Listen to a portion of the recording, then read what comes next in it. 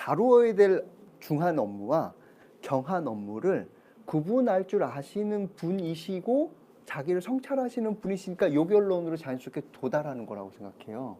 근데 요 경한 것과 중한 것을 잘 구분하지 못하시는 분은 계속 직원한테 관여하시더라고요. 그러면서 정말로 리더만이 독점적으로 해야 되는 장기적이고 거시적인 미션 비전을 찾는다거나 이런 데 손속을 하시고 막 현수막 오타 수정하고 막 이런 데 너무 집중하시는 분들도 여전히 계시니까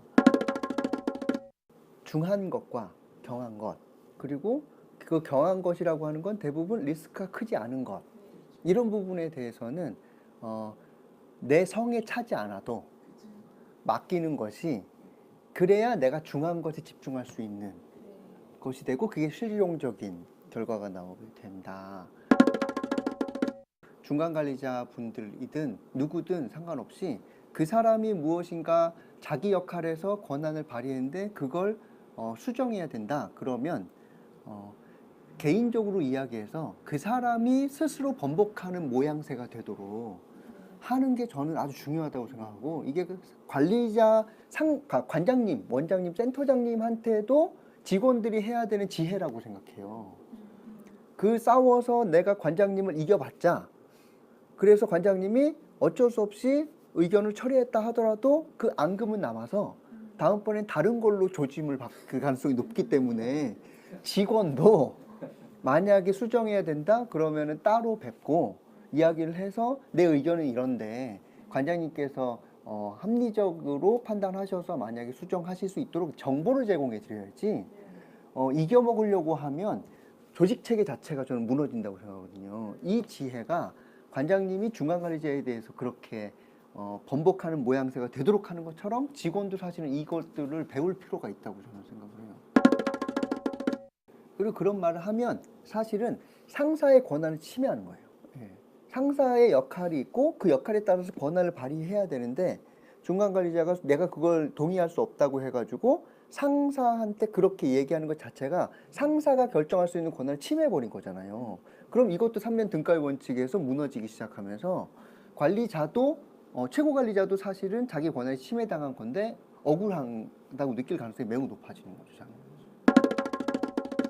그래서 이걸 역할이라고 하는 개념으로 누구 역할인지라고 하는 걸 지금 말씀하신 거는 오래 이야기하다가 일관성으로 서로 파악하게 되는 형태로 하시는 방식이 있고, 홀라크라시라고 하는 것은 이걸 아예 제도적으로 명문화시키는 제도를 만든 게 홀라크라시라고 해서, 자포스에서 라는 신발 회사에서 지난번 말씀드렸던 한데, 보스도 매니저도 없는 완전히 수평적인 조직을 만들겠다 라고 하는데, 그게 가능하려면 어때야 되냐, 당신의 역할은 뭐고 당신의 역할은 뭐고 당신의 역할은 뭐다 라고 하는 것이 명문화되도록 만들어버린 시스템을 만드는 거죠. 그래서 이 책에서도 명료한 것으로 미션 비전 방향성에 대해서 서로 동기화되도록 하고 거기에 헌신할 것을 요구하고 명료함으로 하는데, 이 내용도 사실은 명료함인 거죠. 근데 그거는 지난번에 저희 비공식 모임은 어떻게 다룰 것인가, 비공식 관계는 어떻게 다룰 것인가는 아마 숙제로 있는데, 그거는 아마 저 책에서 어느 정도 단초가 나올 수 있을 것 같아요. 이 책 뒤쪽 부분으로도 나오고요. 또 하나는 논백 리더십 전략, 뭐 여기에 보면 직원들과 어떻게 연결감을 갖도록 할 것인가, 뭐 이런 내용들이 나오거든요. 아마 그 두 책 정도에서 아마 얘기를 다루게 될 것 같고, 그러면 그 원리를 가지고 우리 상황에 맞게 어느 정도까지 비공식 모임을 하면 좋을까, 관계를, 그건 얘기하게 될 것 같아요. 그게 공간의 재발견에서의 핵심인 자율성이라는 부분하고, 또 하나는 직원은 근데 암묵적으로 자기 것을 챙기는 것에 대한 죄책감이 있을 수 있으니 그것에 대한 균형을 맞춰주되 자율성으로 본인들이 결정하시도록 하는 개념으로 가는 게 아마 여기서 얘기 나온 것 같아요. 그래서 저는 이 생각은 있어요. 저희가 하는 대부분의 결정은 자원이 한정된 상태에서의 결정이지, 자원이 항상 풍족한 상태에서 하는 결정은 별로 없거든요. 그렇게 보면 결국 균형은 맞춰주되, 가능하면 그걸 실제로 사용할 사람들이 자율적으로 결정하도록 돕는 것이 최고의 결정 방법 중에 하나이겠다라는 생각은 있어서요. 아까 말씀하신 대로 예, 직원분들한테 그려보자 같이. 근데 그럼 직원들도 아마 생각하겠죠. 우리 공간을 넓히면 이용자분들의 공간이 좋아질 텐데 그로써 나한테 오는 스트레스가 어떻게 될지를 생각해서 이걸 균형을 맞출 거라고 생각해요.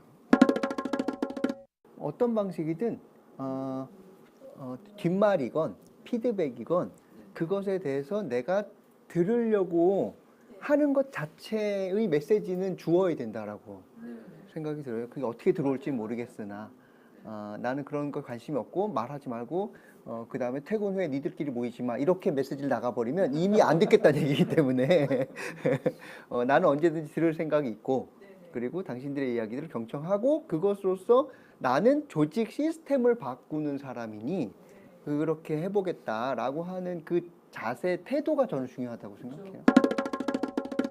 뒷말이라고 하는 것도 공식적인 부분들이 잘 가동이 되고 있으면 그럼 뒷말이 있다 하더라도 그건 영향력이 줄어들 거라고 생각하고요. 뒷말은 있을 수밖에 없다. 그리고 권력을 갖고 있으면 어쩔 수 없이 그럴 수밖에 없다.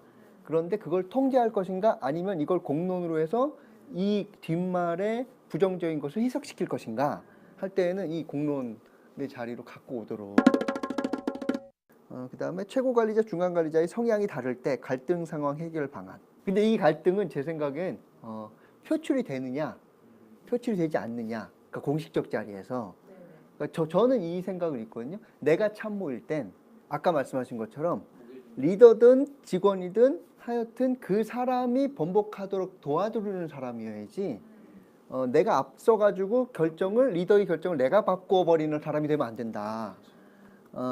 그런 점에서 보면 중간관리자의 최고관리자의 성향이 다른 거 충분히 수용 가능하나 그걸 어떻게 관철시키는가 갈등이 있었을 때 할 때 이것을 투쟁해서 관장을 이겨먹으려고 하는 것인가 아니면 뒤에서 정보를 줌으로써 논의는 충분히 하되 최종 결정에 대한 권한을 최고관리자 것을 침해하지 않으려고 하느냐 이 부분이 있다고 생각해요.